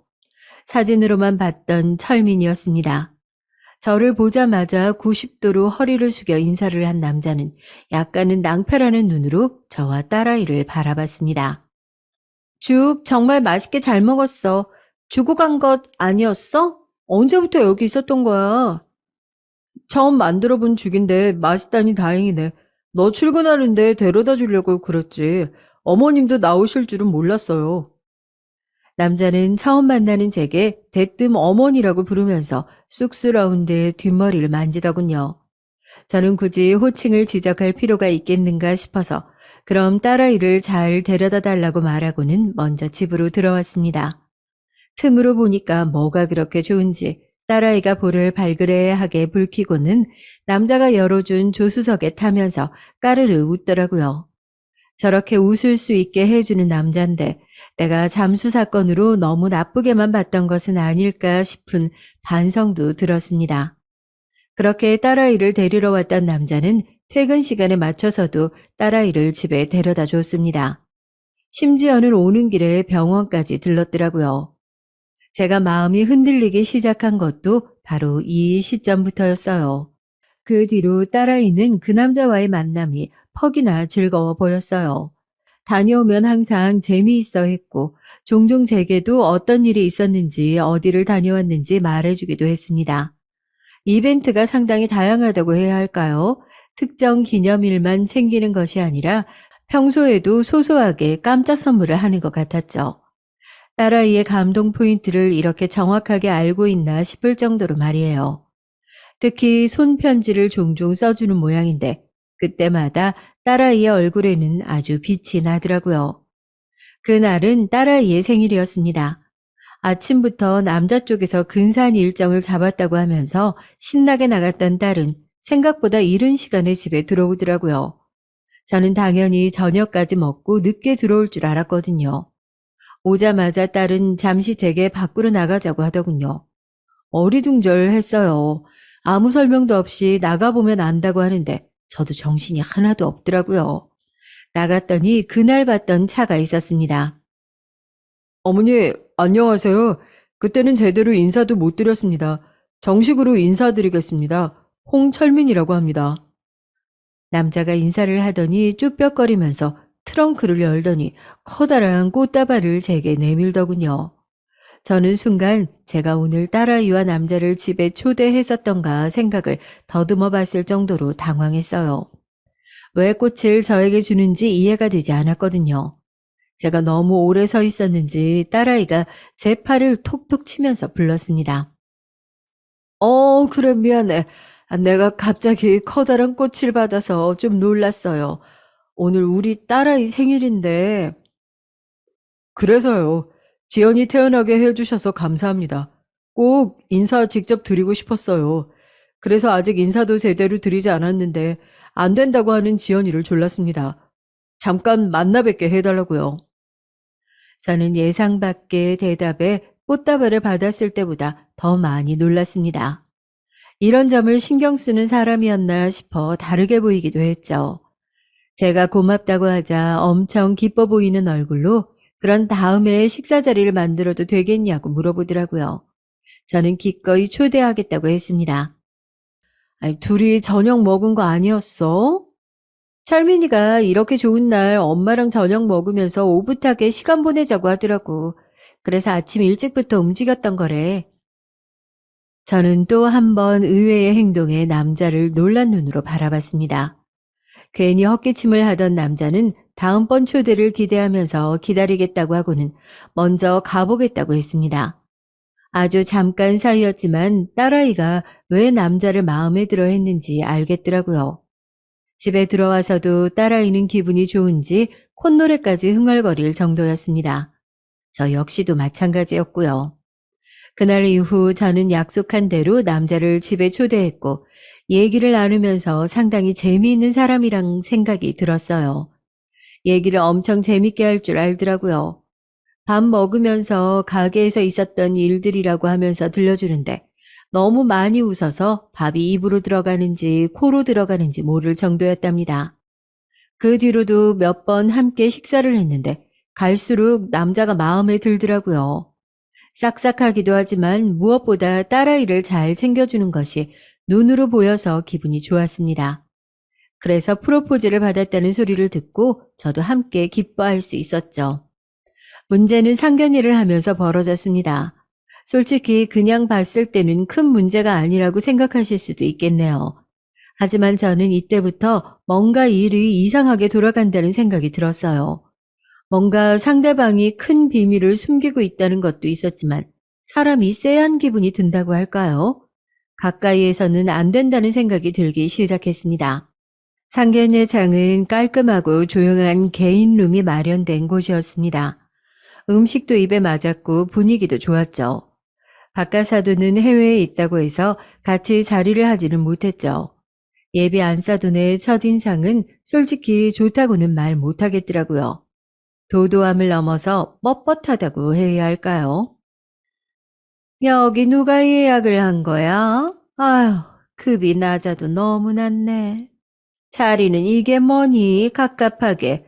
음식은 또, 아우, 왜 이래? 코스 요리가 영 별로잖아. 좀 더 좋은 것은 없었어? 없어 보이게 이런 데 자리를 만들다니. 네 생각이니? 아니면 세아가? 어느 쪽이든 센스 없이 정말 내가 다 부끄럽구나.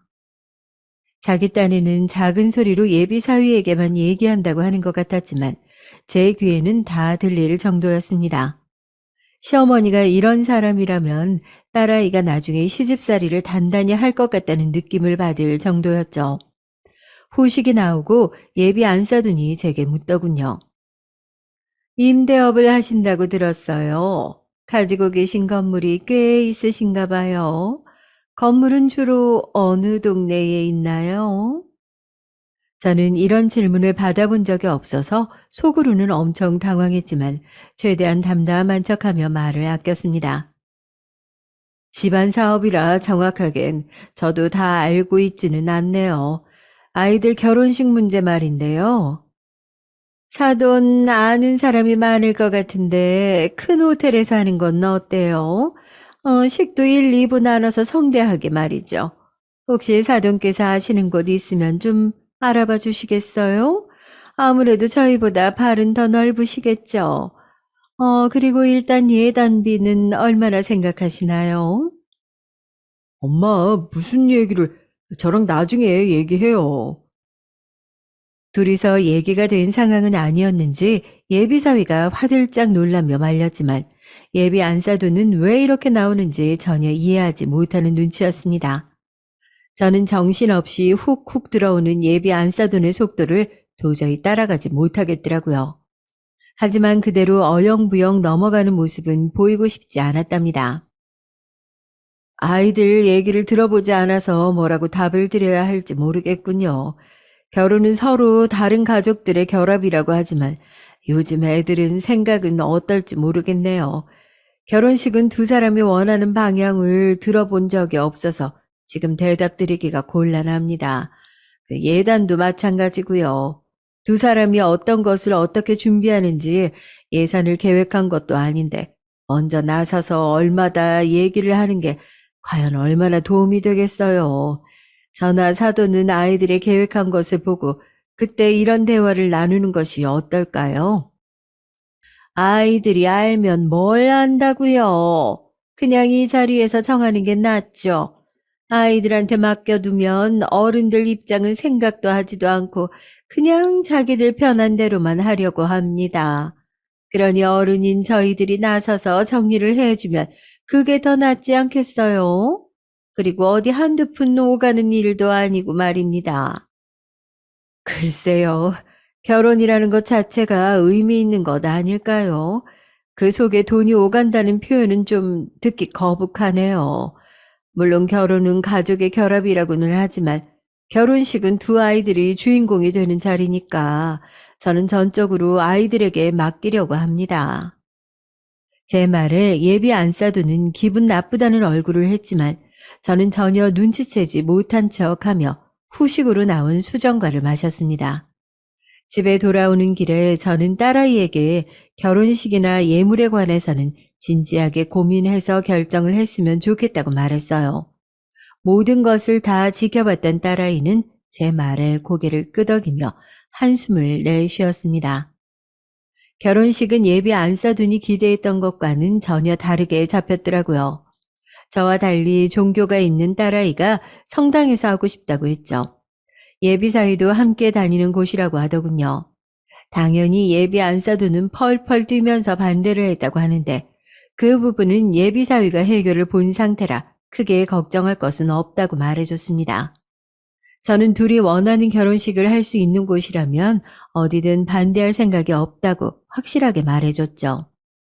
한창 결혼 준비로 바쁠 때 딸아이가 무슨 할 말이 있는지 제 눈치를 보는 기분이 들었습니다.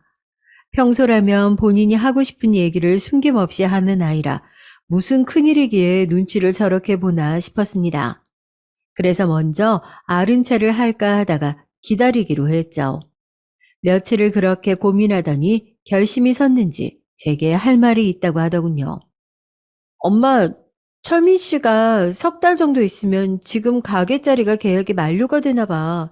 근데 하나같이 지금 임대료로는 계약 연장은 불가하다고 해서 가게 이전을 해야 한다고 하네요. 아, 이렇게 갑자기? 아, 결혼식 준비를 정신없는데 어떻게 하니? 그러니까 말이에요. 그래서 결혼식 준비하면서 가게 자리도 알아봐야 해서 몇 배는 더 정신이 없어 하네요. 그래서 말인데요. 엄마, 제가 이런 부탁드리면 안 된다는 건 아는데. 저는 말하기를 주저하는 딸아이를 보면서 대충 감은 오더군요. 가게 이전과 관련된 부탁이겠다 싶었어요. 가게 자리를 알아보는데 도움을 달라고 하거나 심하면 건물 중에서 빈자리가 있는지 물어보겠다 싶었습니다. 그리고 제 예상과는 크게 다르지 않는 부탁을 하더군요. 혹시 우리가 좀 도와줄 수 있을까요? 철민 씨는 이쪽에 좀 알아보고 있더라고요. 딸아이는 벌써 예비사위와 얘기를 한 모양인지 제게 몇 장의 사진을 보여줬습니다. 예비사위가 이전하려고 알아보는 자리라고 하는데 솔직히 좀 놀랐어요. 하나같이 제가 가지고 있는 건물 주변이었습니다. 거기다 자리가 워낙 좋아서 임대료가 다른 곳들보다 월등히 센 곳이기도 하고요. 여긴 자리가 워낙 좋아서 임대료가 보통은 넘을 텐데. 여기로 온다고? 오히려 지금 있는 자리보다 임대료가 더 높을 수도 있어.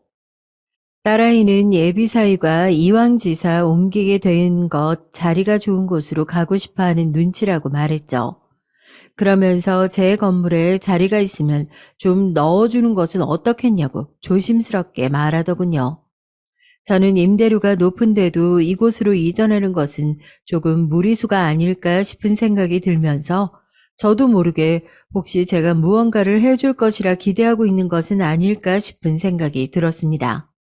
상견례 자리에서 보였던 예비 안사돈의 행동으로 미뤄봐서 충분히 가능성이 있을 것 같았죠. 저는 우선 딸에게는 자리를 좀 알아보겠다고 대답을 했습니다. 하지만 목에 가시가 걸린 것처럼 개운하지 않았어요. 저는 제 일을 도와주는 실장님께 전화를 넣어 예비사위가 운영 중인 가게들의 정보와 임대 계약에 대해 알아봐 달라고 부탁을 했습니다. 어린 시절부터 함께 자랐던 동네 오빠라 제 얘기를 듣고는 무슨 일이냐고 갑자기 왜 알아보느냐고 하는 건지 물어봤죠. 저는 솔직히 말씀을 드렸습니다. 그랬더니 자세하게 알아보려면 시간이 필요하다며 자신에게 맡겨달라고 했습니다. 저는 실장님께 연락만을 기다리고 있었어요.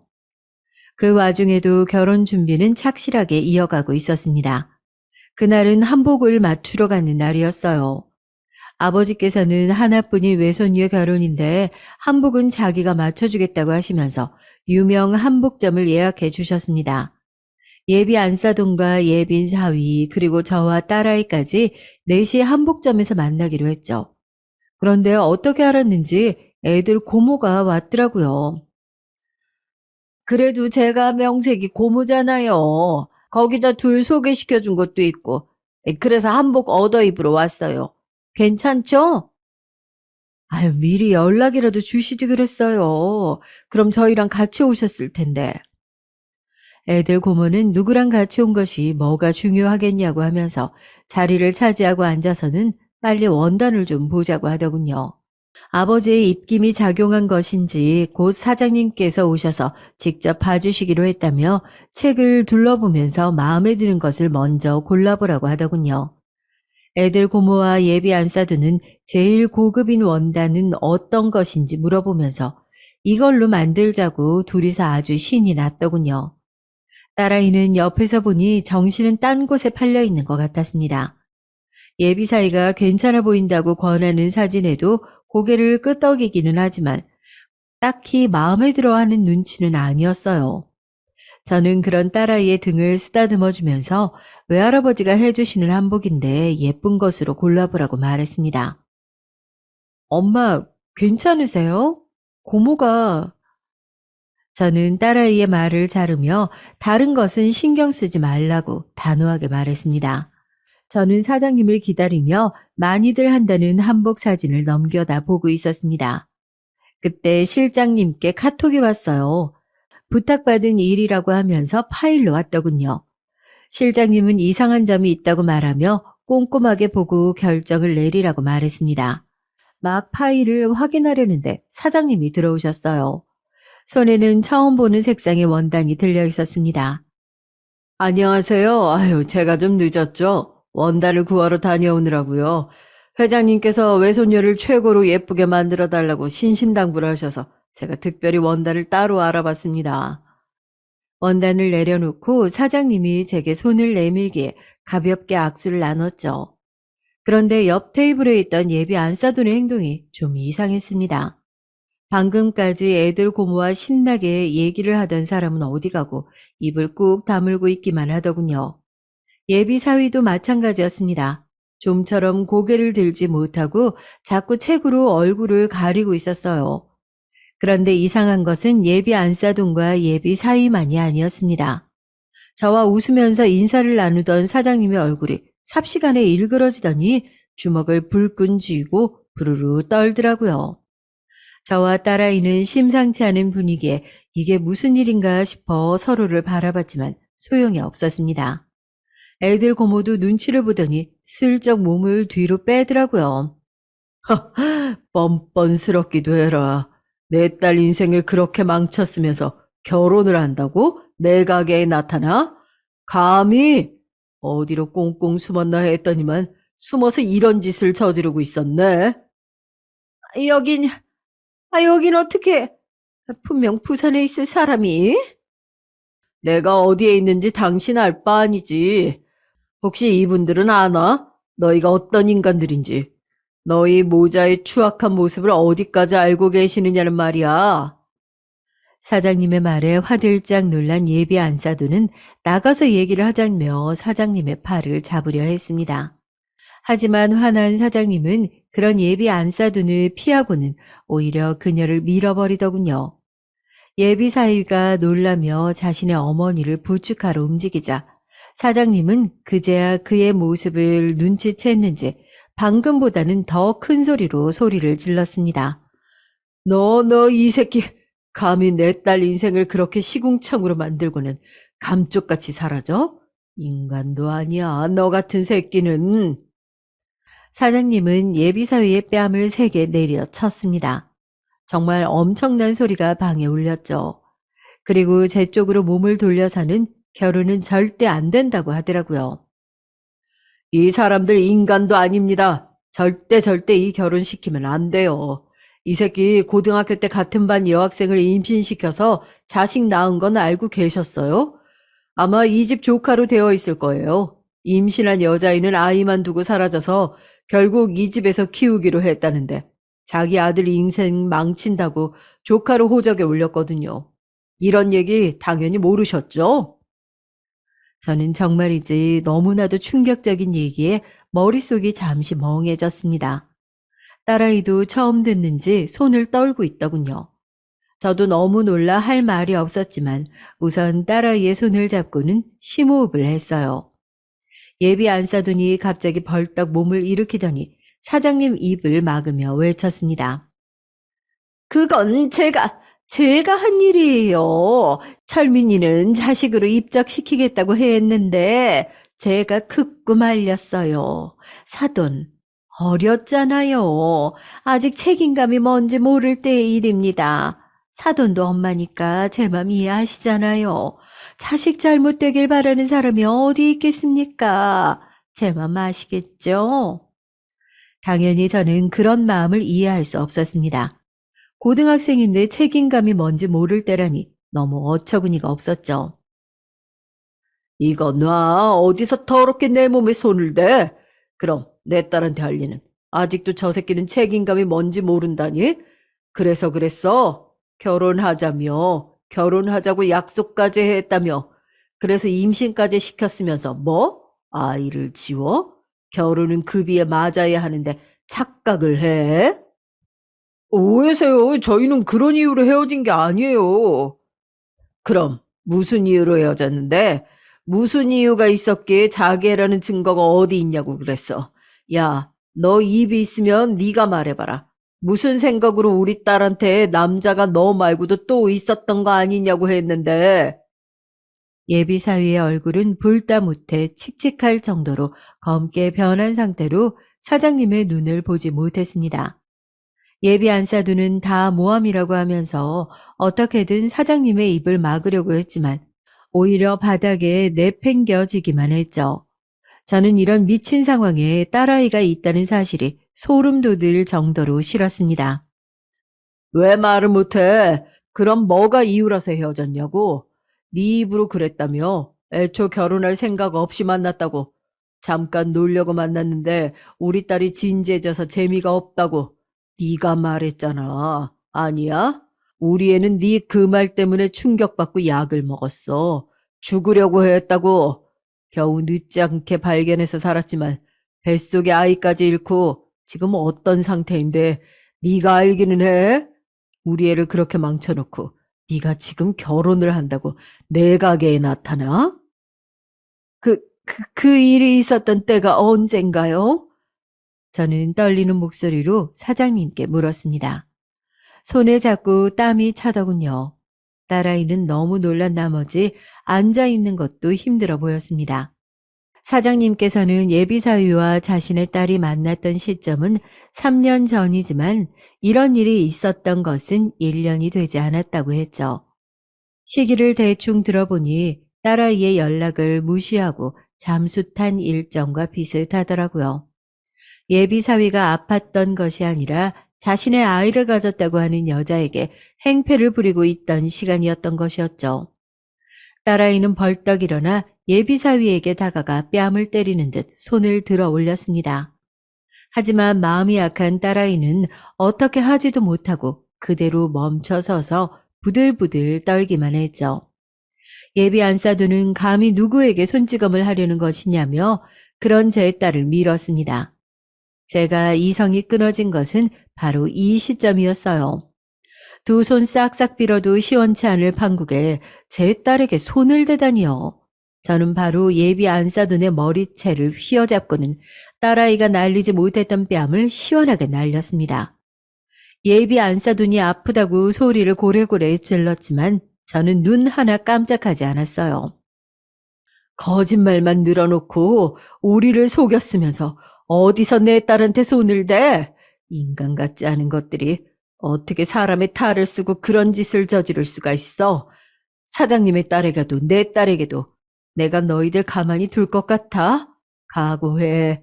내가 무슨 수를 써서라도 너희 모자 가만히 두지 않을 테니까. 아우, 이거 놓고 말해. 막말로 우리가 너희한테 뭘 했는데 임신을 시키기라도 했어? 결혼 준비하던 사이인데 네가 뭘 당했다고 그래? 아, 이거 안 놔? 혼외 자식 얘기는 물론 처음부터 다 거짓인데 우리한테 아무것도 잘못한 게 없어? 아직 정신 못 차렸지? 뻔뻔하게 눈을 치켜뜨면서 소리를 지르는 예비 안사돈의 모습에 뺨이라도 한 대 더 때리려고 손을 들었더니 급하게 사장님께서 막으셨습니다. 제 손목을 강하게 쥐는 힘에 정신을 차린 저는 주저앉아 멍하게 있는 딸아이를 일으켜 세워서 먼저 가보겠다고 사장님께 인사를 드리고 몸을 돌렸습니다. 그런데 엄청 놀란 얼굴로 가만히 숨죽이고 있는 애들 고모가 보이더군요. 처음부터 예비사위를 소개시켜준 사람이 애들 고모다 보니 당연히 원망이 가더라고요. 다 알고 계셨어요? 설마 다 알고 계시면서 지연이한테 만나보라고 하셨던 건 아니죠? 설마. 아, 당연하지. 아유, 지연이를 내가 얼마나 아끼는데 그런 일을 저지르겠어요? 아니, 저 아니에요. 웃기지 마. 나한테 굉장한 돈줄이 있다며. 딸 하나뿐인데 돈도 많아서 사이만 되면 한탕 크게 할 수 있다고 꿰인 사람이 너잖아. 어디서 너만 살겠다고? 저는 그래도 애들 고모만큼은 관련이 없길 바랐는데 너무 허탈했습니다. 애들 고모는 거짓말이라고 하면서 자신은 정말 관계가 없다고 했지만 저는 조금도 믿을 수가 없었어요. 사장님이 처음 들어오실 때부터 당혹감을 숨기지 못했던 애들 고모였기에 저는 두 사람이 이미 한패였다는 것을 확신했습니다. 두고 봅시다. 우리 앞으로 어떤 일이 벌어질지. 저는 비틀거리는 딸아이를 부축해서는 바로 한복점을 빠져나왔어요. 집으로 오는 차 안에서 딸아이는 참았던 눈물이 터졌는지 통곡을 하며 울었습니다. 그러면서 자꾸만 제게 미안하다고 했죠. 그 소리에 하늘이 무너질 것만 같았지만 이를 악물고 버텼습니다. 저는 잘못도 없는 사람이 왜 사과를 해야 하냐며 예비사위가 찾아오거나 연락이 오더라도 절대 상대해주지 말라고 단호하게 말했죠. 집에 도착하자마자 아버지에게 전화가 왔습니다. 너는 뭐하는 인간이야? 어? 어미가 돼서는 제대로 알아보지도 않고 지연이가 그런 인간을 만나게 둬? 칠칠치 못한 것. 그래서 앞으로 어떻게 할 작정이야? 우리 손녀 눈에서 눈물 흘리게 하는 인간을 이대로 두고 넘어갈 거냐? 제가 알아서 합니다. 아버지까지 나서실 필요 없어요. 제가 도움 필요하면 말씀드릴게요. 제 딸이에요. 당연히 제가 알아서 해요. 아버지는 어떻게 하는지 지켜보겠다고 말씀하셨죠. 저는 우선 애들 고모가 운영하고 있던 가게와 살고 있는 집을 일주일 안으로 당장 정리하라고 말했습니다. 그리고 그동안의 월세부터 시작해서 애들 고모가 가져간 돈까지 싹 다 정리해서 가져오라고 했죠. 저는 한 푼도 빠짐없이 다 받아낼 생각이었습니다. 그 순간 갑자기 한복점에서 미처 확인하지 못한 파일이 생각났어요. 급히 열어서 확인해 보니 실장님 말씀처럼 문제가 한두 가지가 아니더군요. 계약 기간이 얼마 남지 않았다는 것을 제외하고는 모든 것이 거짓말이었습니다. 우선 가지고 있다는 세 군데의 매장은 실적이 저조해서 가맹점 유지도 힘든 실정이었어요. 임대료가 언제부터 밀린 것인지 보증금을 계속 까먹고 있었고요. 그러면서 건물주에게는 장모될 사람이 임대업을 크게 해서 자기는 그쪽으로 옮긴다며 이런 구질구질한 곳이 아니라 도시 한가운데에 식당을 오픈한다고 큰 소리를 치고 다녔다는 기록도 있었습니다. 누가 해주겠다고 한 것도 아닌데 이미 혼자서 김칫국을 한가득 들이키고 있었던 것이죠. 저는 실장님께 바로 연락을 넣었습니다. 실장님, 자료 감사해요. 일을 좀 빠르게 정리하고 싶은데 저 대신 좀 움직여 주시겠어요? 건물 사들일 준비는 해두었어. 시세보다 좀 더 쳐주겠다고 하니까 바로 팔겠다고 하더군. 실장은 제 얘기를 하기도 전에 이미 준비를 마친 상태였습니다. 저는 한 가지 더 이야기를 했죠. 당장이라도 길바닥에 나가 앉게 하고 싶으니까 그놈이 살고 있는 집도 정리 부탁드리고요. 실장은 알아서 정리하겠다고 했죠. 전화로 모든 일을 처리하고 나니 그제야 허탈한 기분이 들면서 온몸에 힘이 들어가지 않았어요. 방에 들어가 보니 딸아이는 울다 지쳐 잠들었더라고요. 저는 그 곁에 누워 딸아이를 꼭 안아줬습니다. 그제야 눈물이 나더군요. 저는 울음을 참으면서 제발 더 이상은 딸아이가 아프지 않게 해달라고 했습니다. 딸아이는 다음날 학교에 가서 연가를 내고 돌아왔어요. 다행히 방학 중이라 크게 무리는 없었죠. 저는 딸아이에게 잠시만 한국을 떠나 영국에서 살고 있는 작은 오빠네 집에 가 있으라고 했어요. 큰오빠는 아버지와 사업을 하는 중이지만 작은 오빠는 영국에서 아이들을 가르치고 있었거든요.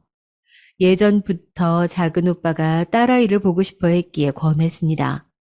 딸아이는 저만 두고 가는 것에 대해 망설이고 있었지만 저는 하루라도 빨리 딸아이를 보내고 싶었어요.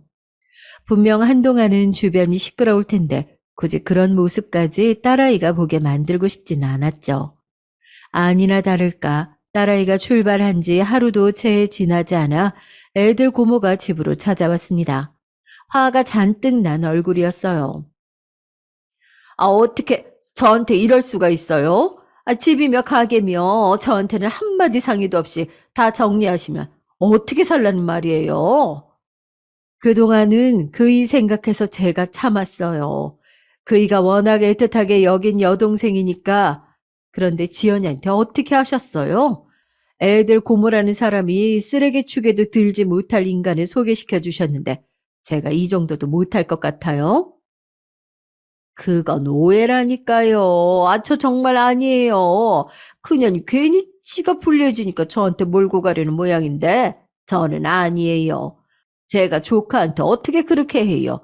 아, 오빠가 얼마나 저한테 잘해주셨는데. 그러니까요. 제 말이요. 그 일을 생각해서라도 그런 짓을 해서는 안 되는데 말이죠. 왜 그러셨는지 궁금하네요. 하여튼 빨리 정리해 주세요. 어차피 다른 사람들 다 시켰으니까 그냥 집만 챙겨서 나가시면 됩니다. 저는 애들 고모가 눈물까지 찍어내며 너무하다고 했지만 냉정하게 대답했어요. 거짓 눈물인 게 너무나도 뻔히 보였거든요. 제가 자신이 생각한 대로 움직이지 않자 애들 고모는 버럭 소리를 지르면서 짜증을 내기 시작했습니다. 당신 나랑 다를 거 하나 없어. 자기는 고작 부모 잘 만나서 떵떵거리고 사는 주제.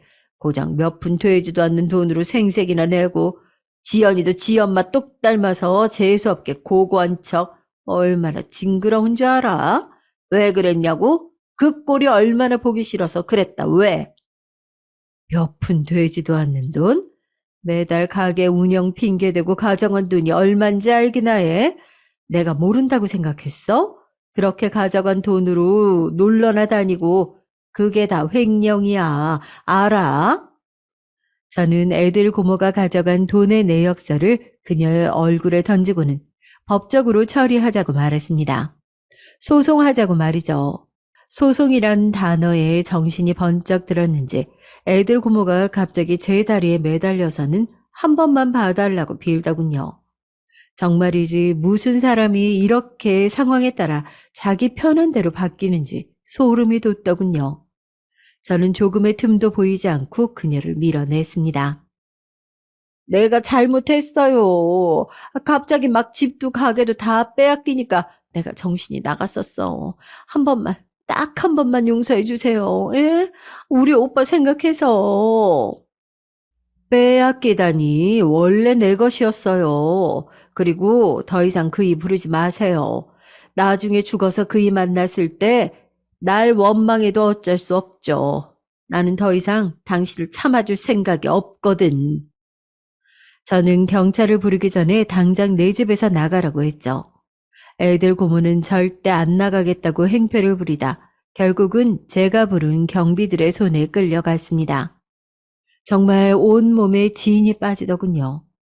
머릿속에는 애들 고모의 말이 자꾸 생각났지만 애써 머릿속을 비우려고 했어요. 그 일이 있고 나서 한동안은 조용했습니다. 12번을 찾아와도 더 찾아와야 할 사람이 반응이 없다는 것이 이상했어요. 하지만 그것도 잠시 사람이라면 그런 행동을 하고도 제 앞에 찾아올 수 있을 리 없다고 생각하고 새로 거래한 건물을 찾아갔죠. 정리 중이라고 들었던 것도 꽤 지났으니 지금쯤이면 깨끗하게 마무리되었을 것이라고 생각했어요. 다른 두 곳은 확실하게 정리가 됐더라고요. 자리가 나쁜 편이 아니라서 그런지 임대를 내놓기 무섭게 들어오겠다는 사람이 있더라고요. 나간 김에 그 부분도 정리를 하고 가장 큰 건물로 향했습니다. 예비사위에 보쌈집이 있던 곳이었죠. 하지만 그곳은 아직 정리가 덜 되었더라고요. 이게 무슨 일인가 싶어 가까이 다가가자 다른 가게 사장님으로 보이는 사람이 제게 다가와 물었습니다.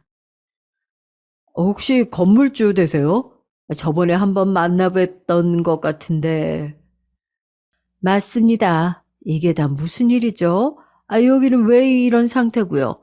다들 왜 밖에 나와 계세요? 진짜 해도 너무해서 이렇게 다 따지는 중이에요. 지금 며칠째 가게 문을 닫고 들어서서는 열어주지도 않는데 안에서 무슨 짓을 하는지 역한 냄새가 아주 코를 찌른다고요. 손님들이 이게 다 무슨 냄새냐고 할 정도예요.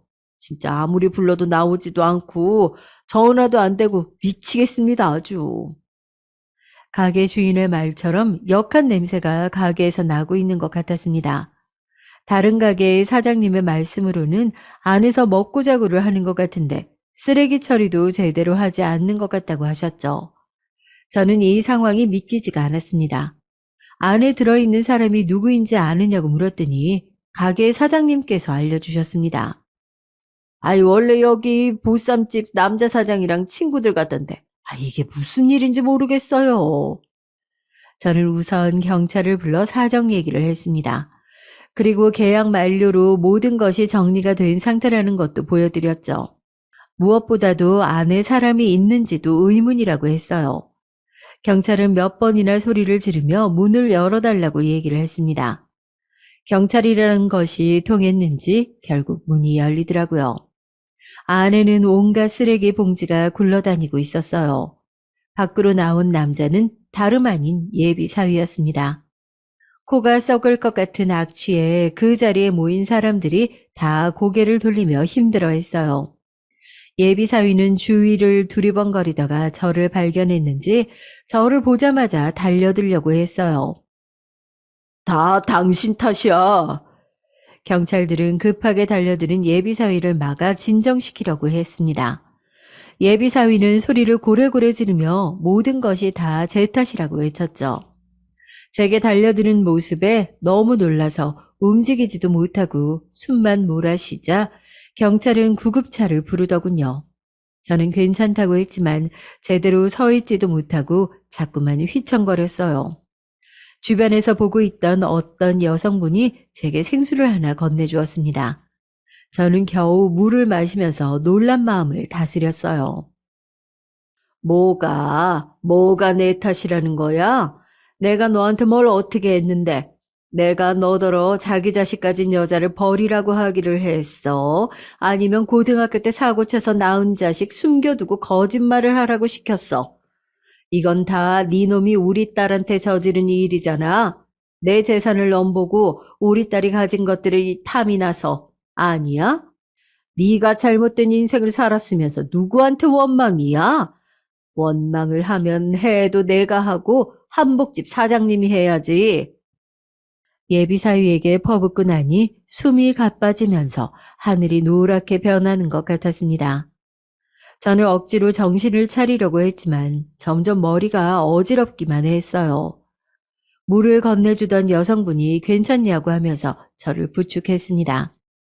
아득해지는 정신이었지만 상황만큼은 확실하게 들렸습니다. 주변에서 듣고 있던 사람들이 예비사위에게 손가락질을 하며 수군거리더군요. 그 중에서 꽤 큰 소리도 있었습니다. 어떻게 인간이 그럴 수 있냐고 욕하는 사람들도 있었죠.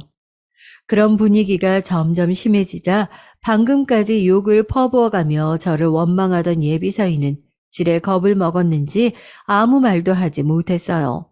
저는 다행히도 때마침 도착한 구급차에서 임시 치료를 받고 정신을 차릴 수 있었습니다. 나중에 병원을 다시 찾아 처방을 받기로 했죠. 경찰관께서는 법적인 조치는 아무래도 변호사와 상의를 하시는 것이 나을 것 같다고 말씀해 주셨어요. 저는 바로 실장님께 이 사실을 전달했죠. 이후 일들은 생각보다 간단했어요. 법원의 명령을 바탕으로 예비사위를 완벽하게 가게에서 쫓아낼 수 있었습니다. 가게 안은 정말이지 얼마나 여기서 생활을 한 것인지 엉망이 되어 있었어요.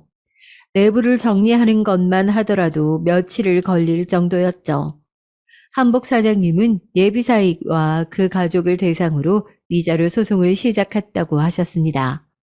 저는 모든 사실을 말씀해 주신 사장님께 고마움의 표시를 하고 싶었지만 끝까지 사양하시더라고요. 제가 한 행동으로 예비사위와 그 가족들이 길바닥에 나앉게 생겼다는 사실만으로도 자기에게는 충분하다고 말이죠.